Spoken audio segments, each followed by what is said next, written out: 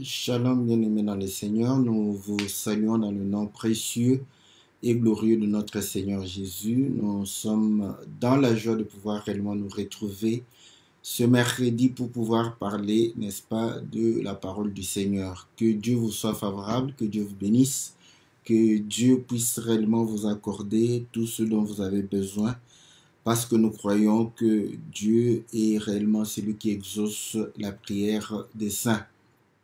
Chacun de nous a des préoccupations et nous croyons que le Seigneur qui entend les cris de ses enfants, qui lit le cœur de tout un chacun de nous, il connaît nos besoins, connaît nos aspirations, nos souhaits. Et nous prions afin que ce Dieu miséricordieux réellement fasse répandre sa grâce sur la vie de tout un chacun afin de pouvoir réellement obtenir tout ce dont nous avons besoin pour pouvoir réellement célébrer et servir Dieu dans la joie.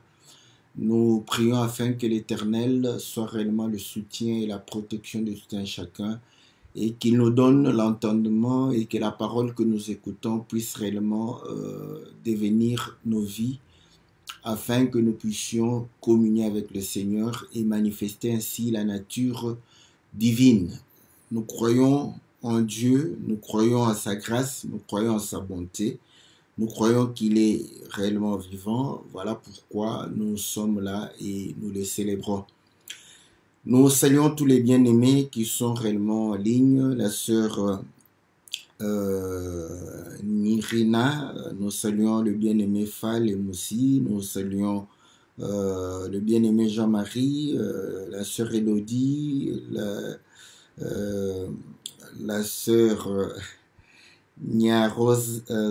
Nyarozoa. Bon, je sais que quand elle va me voir, elle va encore me tirer les oreilles. Voilà, donc que le Seigneur lui soit favorable ainsi que toute sa famille. Nous saluons tous les bien-aimés de Dijon, nous saluons les frères et sœurs qui sont en Amérique, ceux de France, Paris, nous saluons ceux qui sont en Allemagne et nous saluons aussi ceux de Dordrecht, particulièrement les saints de Dordrecht, que Dieu vous soit favorable. C'est votre serviteur, le pasteur Philippe Mukenge, votre émission Que la Bible parle, une émission qui répond aux questions. Voilà pourquoi nous demandons aux frères et sœurs de pouvoir poser des questions. Et la question d'aujourd'hui, malgré que nous avons l'intitulé, n'est pas nécessairement la question qui nous est posée. Donc, on essaie de trouver l'intitulé qui a trait avec la question qui nous a été posée. La question qui nous a été posée, c'est par notre bien-aimée, la sœur Bibiche, qui nous a posé la question de savoir que voilà, Jésus est allé prêcher, n'est-ce pas, comme il est dit, aux esprits qui étaient en prison et qui étaient incrédules lors du déluge, lorsque Noé construisait son arche. Et voilà, elle se pose la question de savoir si il y aurait des convertis, n'est-ce pas? Parce que le Seigneur va prêcher, est-ce qu'il y aura des convertis? Il y aurait eu des convertis. Et pourtant, la Bible dit aussi, elle souligne l'écriture de Hébreux chapitre 9, je crois verset 28, où il est dit, il est donné à l'homme de mourir une fois, après quoi vient le jugement. Donc, je vais essayer de lire ces écritures-là.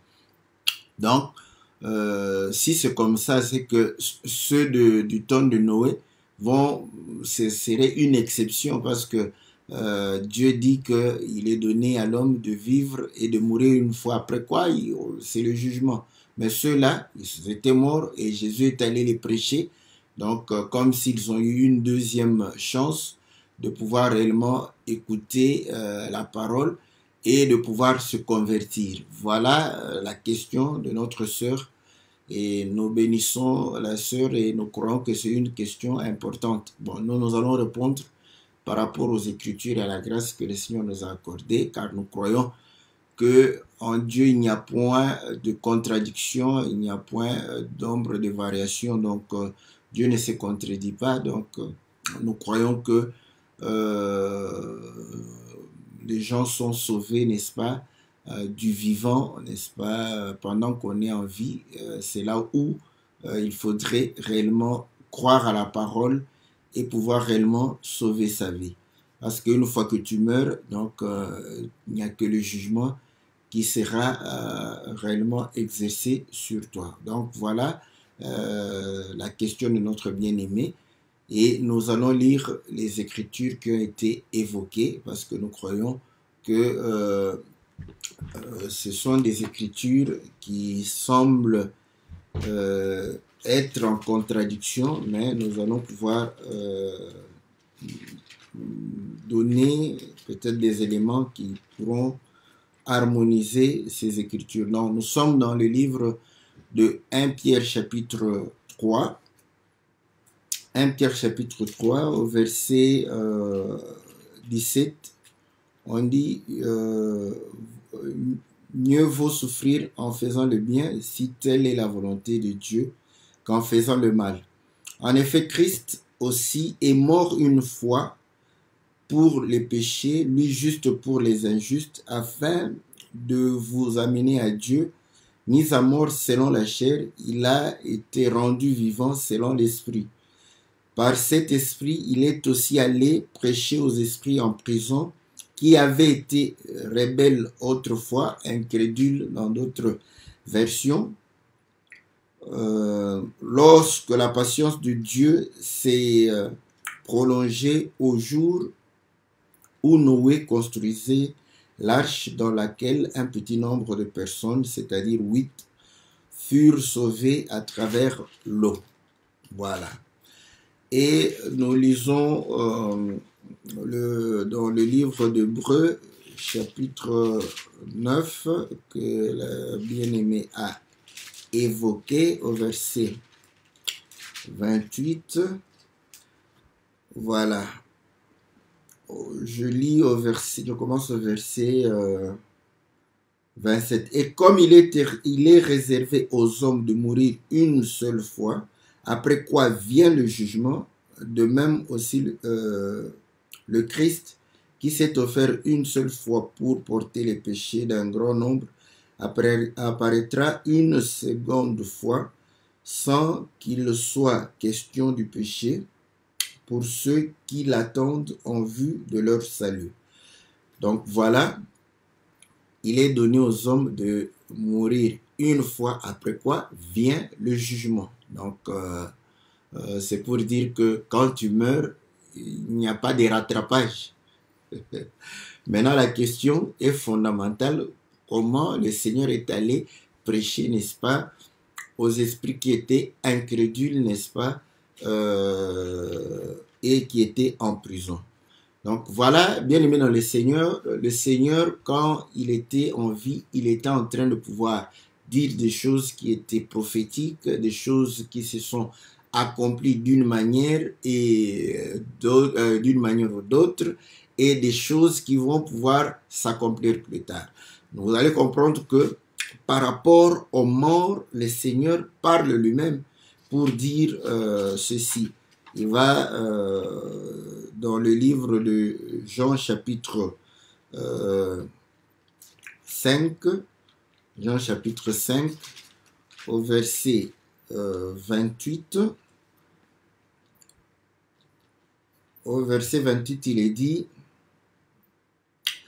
ne vous étonnez pas, car l'heure vient où tous ceux qui sont dans les tombeaux entendront sa voix, et ceux qui auront fait le bien en sortiront pour la résurrection et la vie, et ceux qui auront pratiqué le mal pour la résurrection et le jugement. Voilà, le Seigneur précise. Il est en train de pouvoir leur dire que l'heure vient, je crois dans notre version, et l'heure vient et elle est déjà venue, où les morts entendront la voix du Fils de l'homme. Et ils vont pouvoir sortir, n'est-ce pas, et pouvoir réellement, les uns pour la vie, les autres pour le jugement. Donc nous comprenons que quand la voix du Fils de l'homme se fait entendre dans les sépulcres, Donc, ce n'est pas pour un seul but. Il y a deux buts, deux objectifs. Donc, pour certains, le salut, et pour d'autres, le jugement, la condamnation. Donc, il précise déjà. Donc, nous allons comprendre que, et quand il le dit, vous allez voir de manière naturelle, bon, c'est vrai qu'il va appeler Lazare, et je ne sais pas si Lazare, c'était le seul nom de Lazare. Et je crois que quand le Seigneur donne la parabole du pauvre Lazare, donc ça suppose que le nom de Lazare, c'était un nom que plusieurs pouvaient avoir. Donc ça, c'est pour justifier que lorsqu'il crie Lazare sort, même s'il y avait un autre Lazare dans le sépulcre, il ne va pas sortir. Il n'y a que Lazare qui est sorti. Donc là, on voit une manière de l'accomplissement où le Seigneur crie d'une voix forte et la voix du Fils de l'homme s'est fait entendre dans le sépulcre et Lazare est sorti du sépulcre. Il est ressuscité d'entre les morts. Donc, c'est une manière que la parole s'était accomplie. Dans le livre de Matthieu chapitre 23, le Seigneur va traiter les pharisiens comme étant des tombeaux blanchis. Et là, nous comprenons que ils étaient dans des synagogues et le Seigneur les traite comme étant des tombeaux blanchis et nous comprenons qu'il y avait des morts qui étaient là-bas et ceux qui entendaient sa voix sortaient. Voilà pourquoi Caïphe va dire que non, si nous laissons, tous vont partir et vont croire au Seigneur. Il fallait qu'ils puissent stopper cela, arrêter le Seigneur et les livrer afin qu'ils soient tués, de peur que si tout le monde allait vers lui, on allait le faire roi et donc probablement il voyait une rébellion du côté contre les Romains. Donc vous allez comprendre que là nous comprenons une autre manière de pouvoir accomplir. Les synagogues étaient des tombeaux, étaient des sépulcres et la voix du Fils de l'homme se faisait entendre et ceux qui étaient là-bas et qui entendaient cette voix sortaient des synagogues pour venir vers le Seigneur. De même aujourd'hui, vous allez comprendre que là où on a la doctrine des hommes, là où on a les traditions des hommes, là où il y a la parole de l'homme au lieu que la parole de Dieu soit respectée, ce sont des tombeaux, ce sont des sépulcres. Et aujourd'hui aussi, la voix du Fils de l'homme se fait entendre. Ceux qui sont dans ces tombeaux sortent pour pouvoir réellement rejoindre le Seigneur qui est la vie, qui est la lumière, afin de pouvoir réellement donner leur vie au Seigneur et vivre réellement la parole du Seigneur en vue de pouvoir vivre l'éternité que le Seigneur nous accorde au travers réellement l'œuvre de la croix. Donc, vous voyez que le Seigneur accomplit, n'est-ce pas, de cette manière. Et nous croyons que lorsqu'il dit cela, c'est aussi par rapport à sa propre mort. Voilà pourquoi dans le livre de Matthieu, chapitre 27, lorsque le Seigneur sera mis à la croix et il va pouvoir expirer, écoutez ce que la Bible dit. Nous sommes au verset 50. Jésus poussa de nouveau. Donc Matthieu 27, verset 50. Poussa de nouveau un cri d'une voix forte, rendit l'esprit, et voici le voile du temple se déchira en deux, du haut en bas, la terre trembla, les rochers s'effondirent, les tombeaux s'ouvrirent, et les corps de plusieurs saints qui étaient décédés ressuscitèrent. Donc, vous voyez, quand sa voix se fit entendre dans les tombeaux, la Bible dit que les tombeaux vont s'ouvrir, les rochers vont s'effondrer, donc, et pouvoir réellement permettre aux saints de ressusciter. Donc, c'est un élément important où nous voyons que quand la voix s'est fait entendre ici, il n'y a que les saints. Voilà. Donc, il y a une précision. Il n'y a que les saints qui vont pouvoir ressusciter. Et pourtant, dans Jean chapitre 5, le Seigneur disait que quand sa voix va se faire entendre dans les sépulcres, il y aura certains qui vont ressusciter pour la vie, d'autres pour le jugement. Donc, mais ici on dit que les corps des saints vont pouvoir ressusciter et ils vont sortir des sépulcres après que le Seigneur soit sorti des tombeaux.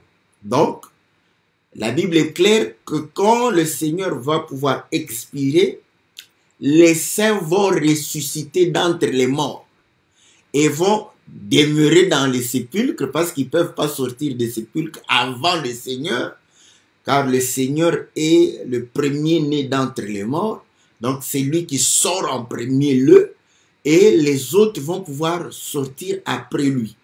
Mais donc, et Pierre maintenant, c'est là où nous rejoignons Pierre.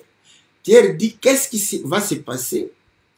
Que quand le Seigneur meurt, quant à la chair, on le voit mourir, quant à l'esprit, il est rendu vivant pour aller prêcher. Or, quand il parle que sa voix s'est fait entendre, c'est aussi une façon de pouvoir dire que sa prédication, parce qu'il vient faire entendre, n'est-ce pas, la parole de Dieu, la bonne nouvelle, n'est-ce pas, du royaume. Donc, c'est une façon de pouvoir dire qu'il va pouvoir prêcher. Donc, quand il est dans les séjours de mort, la parole de Dieu ressuscite les saints. Or, Éphésiens dit ceci, toi qui dors, réveille-toi et Dieu t'éclairera. Il parle de nous, étant païens, étant dans le péché, étant réellement sous la domination du diable, nous sommes des morts. Voilà pourquoi le Seigneur dira, laissez les morts enterrer leurs morts. Donc, nous sommes des morts. Quand la parole vient, vous voyez, c'est la prédication qui nous ressuscite d'entre les morts. Donc, nous comprenons que dans les séjours de mort, ceux qui sont ressuscités à cause de cette voix qui s'est fait entendre. Donc, ils ressuscitent et 3 jours durant, eux, ils sont vivants. Donc, là, nous avons aussi des morts. Voilà, j'aime ça. Bon, comment comprendre les histoires qui sont, n'est-ce pas, de l'autre côté? Nous sommes ici, effectivement, nous pouvons faire cette comparaison. Sur terre, quand le Seigneur est vivant, il dit à un de ses disciples, laissez les morts enterrer leurs morts. Il parle des pharisiens comme étant les tombeaux blanchis. Donc, pour démontrer qu'il n'y a que la mort là-bas. Donc, il y avait des gens qui écoutaient la parole, mais qui étaient des morts. Et d'autres qui écoutaient et qui venaient à la vie. Donc, c'est la même chose. Donc, il parlait aux vivants et il parlait aux morts aussi. Et je crois, dans le livre de, je ne sais pas si c'est Jean 8 ou Jean 12, je n'ai pas la bonne précision, où le Seigneur est en train de leur dire que, voilà les paroles que je vous ai dites, c'est déjà un jugement pour vous. Donc, vous voyez, quand il vient, il démontre que les gens sont jugés par sa parole et les gens sont aussi sauvés par la parole du Seigneur. Donc, nous sommes jugés par la parole, nous sommes sauvés par la parole. Donc, nous comprenons que la même parole condamne, la même parole sauve.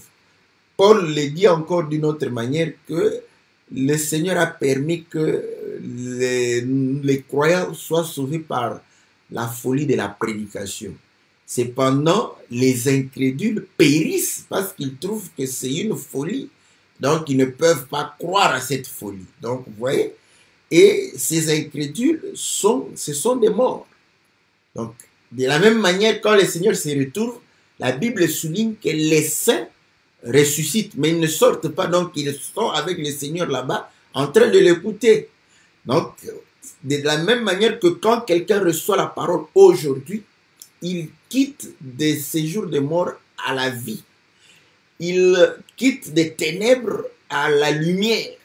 Donc, quand tu reçois la parole, quand tu reçois réellement la parole de vie en toi, la lumière de la parole, tu nais, voilà, tu deviens, n'est-ce pas, un enfant de Dieu et tu manifestes la vie. Donc, nous comprenons que ceux qui sont ressuscités par la prédication du Seigneur parmi les morts, c'était les saints. Mais pourtant, l'Écriture dit, dans 1 Pierre chapitre 3, il est allé prêcher les esprits qui étaient incrédules. Donc nous comprenons, ce n'était pas pour, en tout cas, ce n'était pas pour les sauver. Parce qu'il ne va pas se contredire, ils ont été incrédules. Voilà pourquoi il y va pour pouvoir réellement les condamner. Mais écoutez maintenant, vous allez comprendre que dans le livre de Matthieu chapitre 13, le Seigneur, lorsqu'il va parler en parabole, on va lui poser la question, mais pourquoi tu leur parles en parabole? Il dit que non, c'est parce que qu'ils ne voient pas et qu'ils n'entendent pas que je ne les guérisse point. Après, il va leur dire, heureux sont vos yeux et vos oreilles parce que elles voient et entendent ces choses.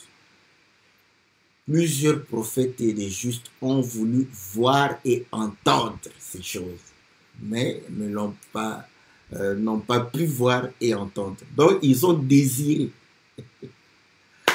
Romains, n'est-ce pas, dit que car tous sont péchés, sont privés de la gloire de Dieu. Donc, il faut comprendre une chose que tous les saints, tous les hommes de Dieu, à partir d'Adam, donc tous ont été réellement liés, n'est-ce pas, par la mort. Même David qui prophétise pour dire que voilà, tu ne vas pas abandonner, il était aussi lié par la mort. Pierre a témoigné, si nous allons, vous allez voir que son corps est détruit. Et nous comprenons qu'il parlait du Seigneur Jésus. Donc, cela voudrait démontrer que il désirait ces choses parce qu'il savait que le salut était dans ces choses-là. Donc, il devrait aussi entendre ces choses pour leur salut. Voilà. Écoutez, donc, nous avons donné, n'est-ce pas, ces écritures pour démontrer que effectivement les saints qui étaient, ils étaient réellement liés. Et Hébreux chapitre 11, où il y a toute une liste de gens qui ont cru à la parole. Nous avons, n'est-ce pas, Abel, Enoch, Noé, Abraham, va citer et pouvoir dire que le temps lui manquait pour parler de Jephthé, parler de Samson, parler de tout ça. Il dit, je vais lire cette écriture, tous ceux à qui on a rendu ce témoignage-là, ils n'ont pas obtenu ce qu'il leur a été promis. Voilà. Donc, nous sommes dans le livre d'Hébreux, au chapitre 11. Hébreux, chapitre 11. Voilà, au verset 39. Et tous ceux-là qui avaient reçu par leur foi un bon témoignage n'ont pas obtenu ce qui leur avait été promis. Donc, ils n'avaient pas obtenu ça. Car Dieu avait en vue quelque chose de meilleur pour nous, afin qu'ils ne parviennent pas sans nous à la perfection. Donc, on leur a promis, mais ils n'ont pas obtenu. Pourquoi? Dieu voulait que nous puissions parvenir à la perfection ensemble. Et là, nous comprenons maintenant que lorsque le Seigneur y va, c'est pour pouvoir réellement prêcher, n'est-ce pas, aux morts. Mais là, dans 1 Pierre chapitre 3, on démontre qu'il est allé prêcher aux incrédules. Oui, mais il n'est pas seulement allé prêcher aux incrédules, il est allé aussi prêcher, n'est-ce pas, les saints. Voilà. parce que nous voyons qu'ils attendaient cela et je ne crois pas qu'ils viennent dans les séjours de mort où Abraham et les autres se retrouvent et eux ne puissent pas entendre. Non, voilà. Voilà pourquoi la voix du Fils de l'homme fait ressusciter, n'est-ce pas, tous ces saints afin de pouvoir, voilà, je sais que j'ai quelques, voilà, je vais essayer de diminuer, voilà, ok, nous allons revenir dans quelques instants, attendez, voilà, donc, j'étais en train de pouvoir dire que ils attendaient et lorsque le Seigneur est venu, je crois qu'ils ont reçu la chose qu'ils espéraient. Et voilà pourquoi ils sont revenus à la vie et ils vont sortir pour témoigner, n'est-ce pas, qu'ils ont reçu aussi la vie que nous avons reçue au travers de la prédication du Seigneur. Maintenant, écoutez l'écriture de 1 Pierre, n'est-ce pas, au chapitre 4, 1 Pierre chapitre 4, le verset 1 dit ceci. Ainsi donc, puisque Christ a souffert dans la chair, vous aussi armez-vous de la même pensée, car celui qui a souffert dans la chair en a fini avec le péché. Donc, pourquoi devons-nous souffrir dans la chair pour pouvoir anéantir le péché? Afin de vivre non plus selon les désirs humains, mais selon la volonté de Dieu pendant le temps qui lui reste à vivre dans la chair. Donc, si nous souffrons avec le Seigneur, c'est pour pouvoir vivre et accomplir la volonté du Seigneur dans la chair pendant le temps qui nous reste à pouvoir vivre. Voilà, le verset 6 dit, c'est pour cela, en effet, que les morts aussi ont été évangélisés. Voilà, pourquoi les morts ont été évangélisés? Dans le but de pouvoir anéantir, n'est-ce pas, le péché qui est dans la chair. C'est comme ça qu'ils... Vous voyez, les chapitres, ce sont les théologiens qui les ont mis. Mais le texte commence au chapitre 3 où il démontre que Christ a souffert une fois pour nous les bons. Voilà pourquoi il a dit, si nous devons souffrir pour nos propres fautes, ça ne sert à rien. Donc, nous devons souffrir, par contre, pour des fautes ou bien des choses qu'on n'a pas fait. À ce moment-là, comme Christ a souffert, notre souffrance sera semblable à la souffrance de Christ. C'est tout un développement. Il entre pour démontrer qu'il est allé prêcher ceux qui étaient emprisonnés. Voilà, maintenant, il dit que pourquoi devons-nous être animés de cette pensée? C'est pour vivre non selon les désirs des hommes, mais selon la volonté de Dieu. Maintenant, il dit, c'est pour cela que les morts ont été aussi évangélisés, afin qu'après avoir été jugés, voilà, par rapport aux morts, parce qu'ils sont déjà morts. Ça, c'est important.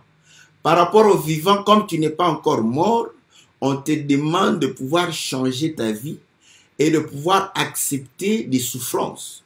Voilà pourquoi il dit que quand tu changes ta vie, au verset 3, c'est suffisant en effet d'avoir dans le passé accompli la volonté des païens en marchant dans le dérèglement, les convoitises, l'ivrognerie, les orgies, les buveries et l'idolâtrie criminelle. Ils trouvent étrange que vous ne courez pas avec eux vers ce débordement de débauche et ils vous calomnient. Donc, nos amis païens, une fois qu'ils comprennent que on a changé de vie, ils peuvent commencer à calomnier. Pourquoi? Parce qu'ils trouvent que nous ne sommes plus attachés aux choses. C'est tout à fait normal, vous voyez? Donc, le but, c'est de pouvoir changer de vie. Voilà. Maintenant, pour les morts, ils sont déjà morts. Voilà. Car l'écriture de Hébreux chapitre 10, il est donné à l'homme de mourir une fois, après quoi vient le jugement. Maintenant, quand ils sont morts, vous allez comprendre que nous, les hommes, nous les jugeons comme étant des morts. Voilà. Voilà pourquoi il dit que afin qu'après avoir été jugés selon les hommes, quant à la chair, ils vivent selon Dieu quant à l'esprit. Maintenant ici, ce sont les hommes, parce que quand on les juge comme étant morts, voilà pourquoi quand on est dans le deuil, généralement tout le monde dit que c'est le chemin de tout le monde. Donc tout le monde va passer par la mort. Voilà. Bon, ça console, hein, ça permet de se réconforter. Mais Paul dit que nous ne mourrons pas tous. Voilà. Donc il y aura certains qui ne vont pas mourir. Donc si Dieu tarde, nous on peut passer, mais il y aura une génération où ils ne vont pas mourir, où ils vont changer en un clin d'œil. Voilà. Donc pourquoi les hommes disent ça? C'est normal, c'est naturel. Même moi, je peux te le dire un autre jour, que c'est le chemin de tout le monde.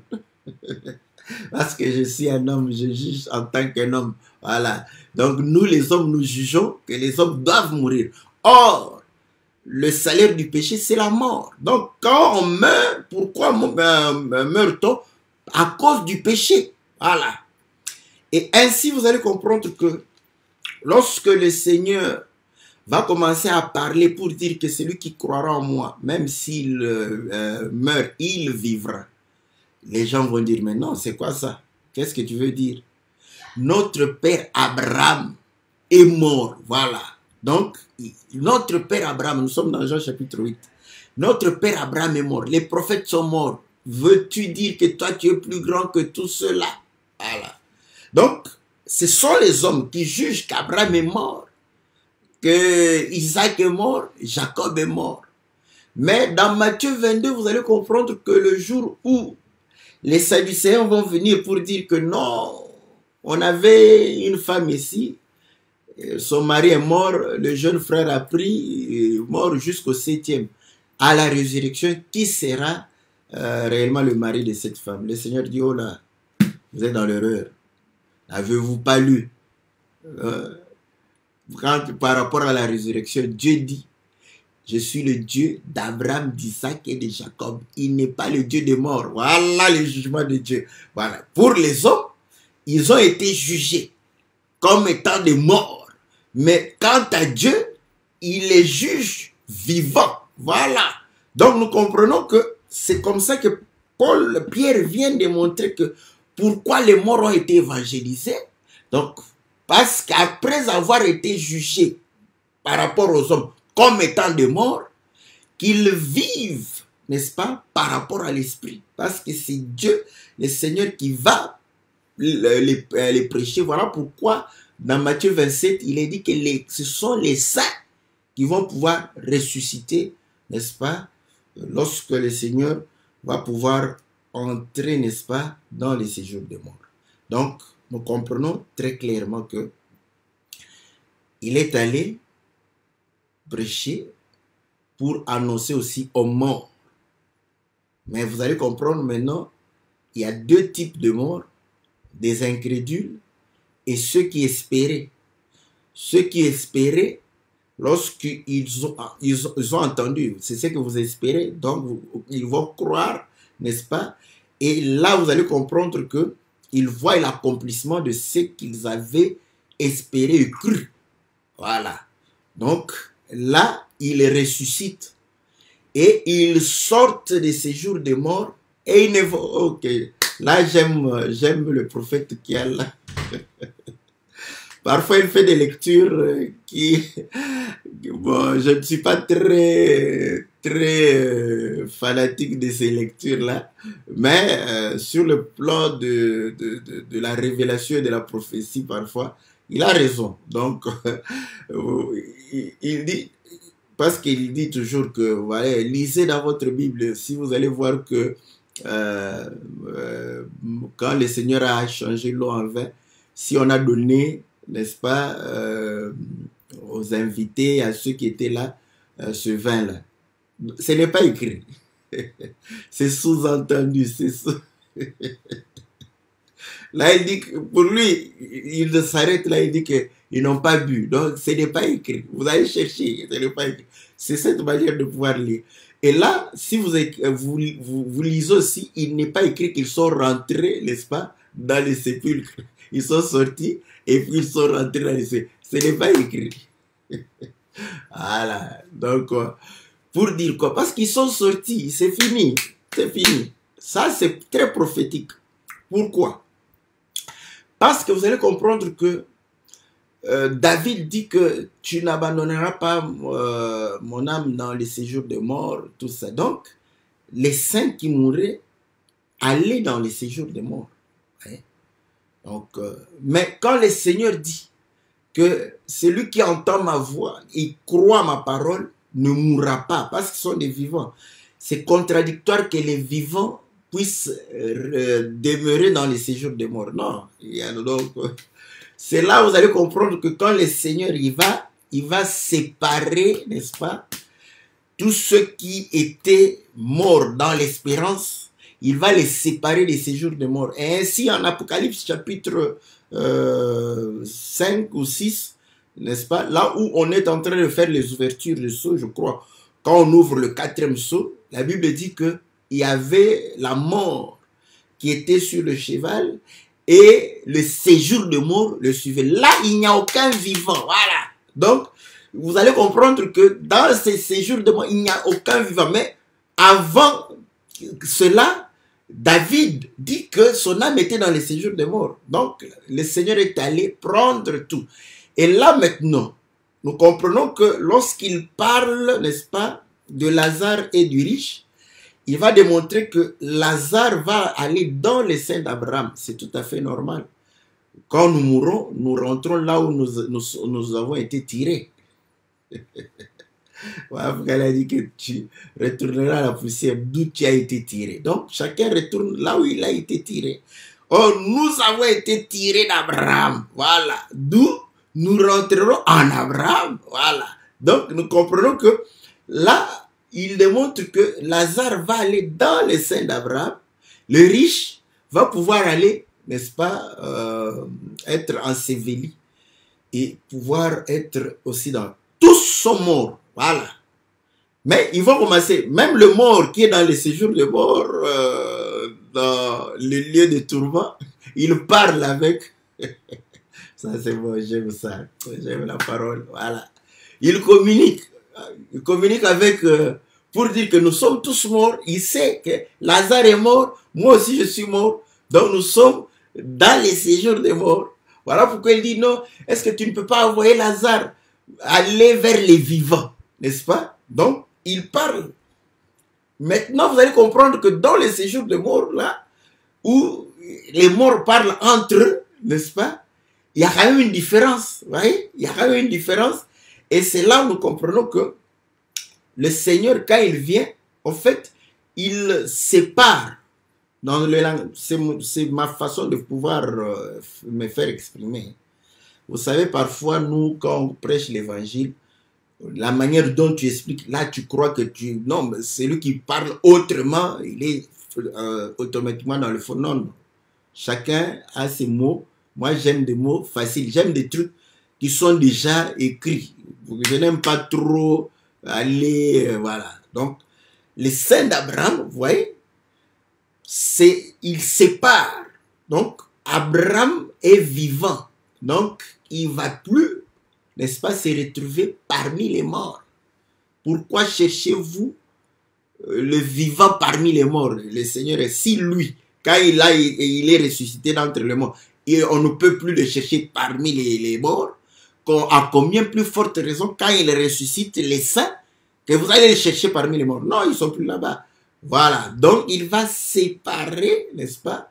Et là, vous allez comprendre maintenant que quand nous mourrons, nous, on ne va plus dans les séjours des morts. Voilà. Que Dieu soit loué. Oh, ça, je peux comprendre maintenant pourquoi le Seigneur a dit aux bandits qui étaient là, aujourd'hui même, nous serons avec toi au paradis. Voilà, que Dieu soit loué. Vous voyez? Donc, on n'y va plus dans le séjour des morts. Au moins, je prends le langage que le Seigneur a dit. Parce que tu as cru, nous serons avec toi au paradis. Donc, nous comprenons que... Et puis, dans cette histoire, le saint d'Abraham, en tout cas, bon, C'était le paradis, parce que c'était au ciel. Et que les anges ont enlevé, n'est-ce pas, Lazare pour l'amener où? Au ciel. Ouais, ça c'est bon, ça c'est bon. Voilà, donc vous allez comprendre que, à ma petite connaissance, je trouve que tout est coordonné. Donc, ils étaient incrédules, c'était pour leur condamnation, afin qu'ils comprennent que non, ils devraient écouter la prédication de justice, n'est-ce pas? Voilà, il faut demander au pasteur Blanchard, parce qu'il va dire que Noé n'est pas allé pour prêcher. Allez, venez, venez entrer dans l'arche. Non, non, non. Donc, il faut comprendre aussi que la vie est une prédication. Donc, c'était un homme juste qui vivait et par sa vie était déjà une prédication. Ils n'ont pas cru, ils n'ont pas... Les animaux sont venus. Je ne crois pas qu'il est allé dans la forêt pour appeler les animaux. Que Dieu soit loué. Voilà. Donc, nous comprenons que c'était pour condamner certains et sauver d'autres. Donc, ceux qui devraient être sauvés, ce sont ceux qui avaient espéré, ceux qui avaient cru. Donc, c'est la même chose. Si tu ne crois pas, tu ne seras pas sauvé. Si tu refuses de croire et tu meurs dans l'incrédulité, mon frère, tu ne seras pas sauvé. Voilà ce que nous pouvons dire par rapport, n'est-ce pas, à la question de notre sœur, n'est-ce pas, Bibiche, que nous bénissons, n'est-ce pas, et poser des questions, n'est-ce pas. Donc, les sœurs poser des questions. J'aime les questions des sœurs parce que ce sont des questions pratiques. Les frères posent des questions où ça me demande de pouvoir creuser. C'est normal, c'est bien, parce qu'ils aiment trop la profondeur. Les sœurs aiment la profondeur, mais elles aiment que ces choses puissent être dans la... Effectivement, c'est ça même le but de la prédication. La prédication, ce n'est pas pour nous bourrer la tête, n'est-ce pas, pour avoir une grande connaissance, sans pour autant avoir la vie, n'est-ce pas, de la parole. Elles ont ce souci de comprendre les choses de l'esprit et de les vivre. Voilà. Voilà pourquoi elles se préoccupent plus de la vie de la parole pour poser des questions qui sont liées à la pratique. Ça, ce sont des questions aussi que les frères devraient se poser, n'est-ce pas? Parce que elles sont pragmatiques. Et pourtant, ce sont les hommes qui sont pragmatiques. Voilà. Elles sont pragmatiques, n'est-ce pas? Et nous aimons qu'elles puissent nous envoyer les questions. Envoyez-nous les questions. Nous avons beaucoup de questions, ne vous en faites pas. Donc, voilà ce que nous pouvons dire par rapport à cela. Donc, que le Seigneur nous soit favorable, que le Seigneur nous bénisse, n'est-ce pas? Je vais regarder si j'ai des questions que les gens ont posées tout au long de mon exposé. Voilà. Ah, Jean 12, 48. Merci, bien-aimé. Je lis Jean 12, 48 parce que c'est là où il a dit que les paroles que je vous ai dites, c'est un jugement déjà. Voilà. On dit ceci. Au verset 47. Si quelqu'un entend mes paroles et ne les garde pas, ce n'est pas moi qui le juge, car je suis venu non pour juger le monde, mais pour sauver le monde. Celui qui me rejette et qui ne reçoit pas mes paroles a son juge. La parole que j'ai annoncée, c'est elle qui le jugera au dernier jour. Voilà. Donc, vous voyez, quand le Seigneur annonce la parole, si tu crois, tu es sauvé. Si tu renies cette parole, tu refuses de croire à cette parole, c'est cette parole qui te condamnera. Voilà pourquoi ce ne sont pas les paroles des hommes, ce sont les paroles du Seigneur. Et ainsi nous disons, toutes les femmes qui sont des pasteurs, des prophétesses du ministère de la parole, des apôtresses, des doctoresses, n'est-ce pas, périront non pas parce que nous avons parlé, mais parce que le Seigneur, c'est un commandement du Seigneur une femme n'a pas la sémence et doit, là où Dieu dépose sa sémence, se taire, parce qu'elle n'a pas de sémence. Voilà. Et toutes ces femmes ont leur juge. Voilà pourquoi certains de nos frères disent directement qu'elles iront en enfer. Nous, nous disons qu'elles ont encore le temps de se repentir. Elles ont encore le temps de pouvoir réellement revenir à la parole et de pouvoir réellement croire à la parole. Voilà. Donc, nous comprenons que le Seigneur est bon et que le Seigneur va pouvoir réellement nous accorder, n'est-ce pas, du temps afin que nous puissions partager de bons moments ensemble. Voilà, bien-aimés dans le Seigneur. C'était votre bien-aimé, le pasteur Philippe Mukenge. Nous avons répondu à la question de notre sœur Bibiche. Et nous avons vos questions et nous nous attendons. Donnez-nous vos questions et nous allons pouvoir y répondre par la grâce du Seigneur. Que Dieu vous bénisse, que Dieu vous soit réellement favorable, que Dieu puisse réellement vous accorder tout ce dont vous avez besoin. On se retrouve lundi pour l'émission Louons l'Éternel et mercredi pour votre émission Que la Bible parle. Que le Seigneur vous soit favorable. Dans le nom puissant et glorieux de notre Seigneur Jésus. Amen.